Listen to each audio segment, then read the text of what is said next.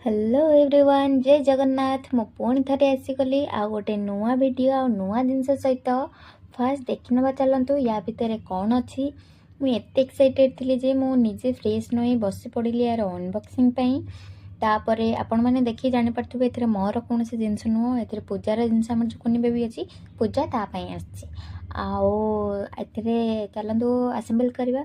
किंतु मो यहाँ आसेम्बल करा बहुत कष्ट थी से मो भाई को डाकिदेली आउ तो टे बाहाना दरकार मो वीडियो केमती कौन आसिक जॉइन कर तापर सी आसिले मत बहुत भल लगे मो वीडियो रहिले तापर कथा होची एथिरे दी जन को हेल्प कलु केमती कौन है तापर एथिरे जो पेरेंट्स टिक अच्छे सेटा टे प्रॉब्लम होता जॉइंट होगापाई। फर्स्ट मु ट्राए कली हेलानी तापर बापू भी ट्राए कला हेलानी।